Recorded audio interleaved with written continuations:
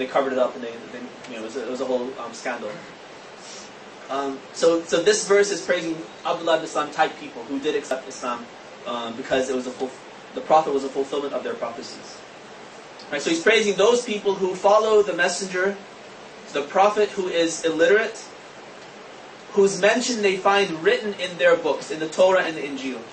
Right, so here literally it explicitly says that his name was found in their books, not simply that the Prophet spoke it on the side or something like that. It's a digression. And then it gives different attributes of this Prophet who's going to come. He quotes what that prophecy was in the Bible and the Torah. يَأْمُرُهُمْ بِالْمَعْرُوفِ, he's going to enjoin good. وَيَنْهَاهُمْ عَنِ الْمُنْكَرِ, he's going to forbid evil. وَيُحِلُّ لَهُمُ الطَّيِّبَاتِ, he's going to make halal those things that are good, that are pure.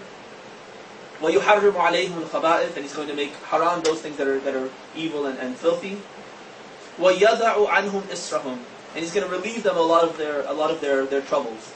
Probably a reference to the fact that their Sharia was hard, and he's going to make their burden lighter for them.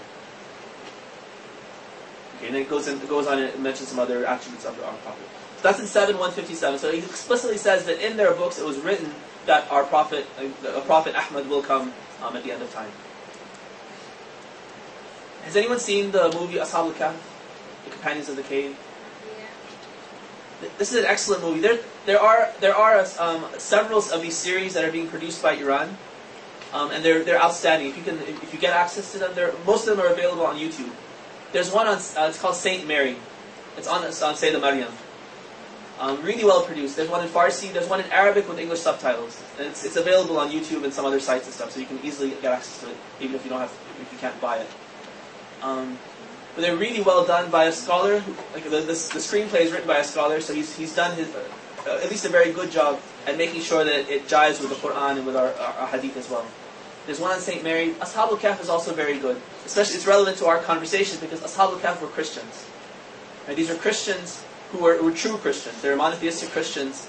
Sometime a little bit after Christ, maybe in the first 100 years or so after Christ. And they were Christians at a time when pagan Romans ruled that area, like Jordan, Syria, the area that they were in.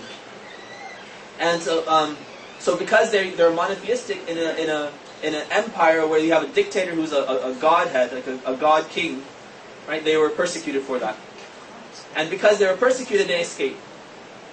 They escaped to a nearby cave, and they go into the cave to hide out, and they end up falling asleep. Allah makes them sleep, and He makes them sleep for 309 years, the Quran tells us. Right? He saves them, He protects them from the danger that they face to their lives, and also He has His own motives. One of the reasons He does this is He wakes them up after 309 years, and they don't know what's happened to them. They think they just took a nap. They come out, and when they go back into town to kind of just find some food and stuff, because they feel very hungry after 309 years, they go in and He takes his coin, and the coin doesn't work. It's a Roman coin, and everyone looks at him and they think he's stolen it. They think he's found some treasure, and so they want to attack him and take the treasure that he's found. And it's a whole story. The Quran tells us quite a few details in chapter 18, Surah Al-Kahf, and then we have other details from Ahadith. That's an excellent story. It's an excellent movie to watch, and there's a lot of relevant. The reason I mentioned it was actually this. One of the lessons I really learned from that movie is the meaning of intidhar. Intidhar is this concept of waiting. Right? One of the things that's encouraged, one of the best acts that's encouraged for us with respect to Imam Mahdi is to do intidhar. Right? Intidhar, it literally means to wait. It comes from the word nazar, which means to look. Right? So when you're expecting someone to come, right, you're constantly looking down the driveway, looking down the road to see if he's coming. Right? That nazar, that gaze that you have at the road to see if he's coming, that's called intidhar. You're waiting for this person to come. You're looking and waiting for that person to come. So this is something we're supposed to be constantly doing. We should be on the edge of our seat, waiting for him to come. As soon as he makes the call, I'm ready. That's one of the reasons why whenever we hear the name Al-Qa'im, we're supposed to stand up. That's one of his titles. It means literally to rise up, the one who rises up in Al-Qa'im. So when you hear it's mustahab to stand up, to rise up, to touch your head, and kind of to show almost like a salute. And the message behind that, we're told in Hadith again, the message behind that is that we're ready. Like, I'm ready to stand up. As soon as you just make your call, I'm ready to stand up. So whenever we hear his name, we stand up as well. That's one of the reasons why we do that. These Ashab al-Kahf, they show, in this movie, they portray their intidhar very well. Because they're constantly, their desire, their hope is constantly that we hope we will live long enough to see Ahmad. See this praised one. They call him the praised one in the movie. Yeah, and they have a couple of lines that they constantly mention. They say, like, a day will come when you will be able to proclaim your faith openly off your balconies, the way we now have to say it very quietly in our hiding places. And they show this desire, and that's the desire that we should now have for our awaited one, Imam Mahdi alayhi salam. So it's a great movie to watch. Show your kids. They have some with English subtitles. Hopefully, maybe they already have some that are English dubbed and stuff like that. But if not, I'm sure they'll come out soon enough. They have a series on Ibrahim alayhi salam. There's one on Yusuf that I think is being broadcast right now in Iran. There's some other ones. What are some other ones? I think they're producing one on Karbala. That'll be excellent if they do that. They have one on Imam Ali alayhi salam, one on Imam Hassan.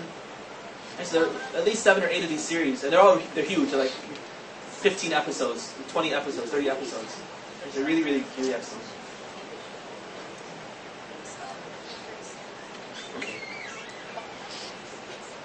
The second verse, I was mentioning the 2 verses that mention that the Torah and the Injil actually contain the name of our Prophet. The other reference is in Surah Al-Fath, chapter 48, the last verse, verse number 29, 48-29. There it says, Muhammadur Rasulullah, وَالَّذِينَ مَعَهُ أَشِدَّاءُ عَلَى الْكُفَّارِ رُحَمَاءُ بَيْنَهُم. It says Muhammad, the messenger of Allah, and those who are with him. And those who are with him doesn't mean all his companions, like Sunnis try to push. Those who are really with him, not all of his companions were really with him. There were hypocrites too amongst the companions. Like who is surahs of Munafiqun, all these other surahs about that are talking about Munafiqeen. There were Munafiqeen amongst his companions.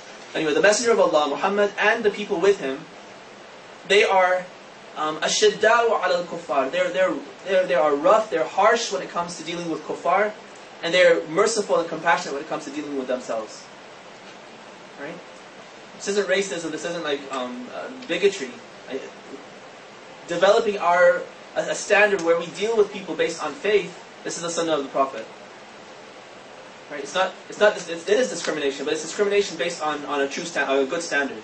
Allah discriminates too. He puts some people in heaven and some people in hell. That's not discrimination. It's arbitrary. Right? Discrimination is when it's arbitrary and it's because I like someone, I don't like someone, or I have my own standards. But if it's on a true standard, then it's not called discrimination. It's called justice. Right? So one of the characteristics of the Prophet and his true companions was that they had this standard. They would treat people based on their faith. If they're strong supporters of the truth, then they loved them. They would be compassionate with them. They would be forgiving and all sorts of stuff. If they were enemies of the truth, then they would fight with them and kill them, and they had no mercy on them. Imam Ali is a manifestation of that.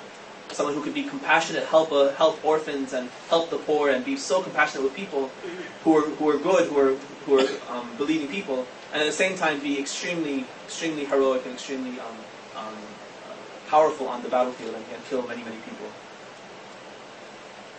All right, so it says this is one of the attributes. تراهم ركعا سجدا يبتغون فضلا من الله ورضوانا. You'll see them praying, ruku', sujood, seeking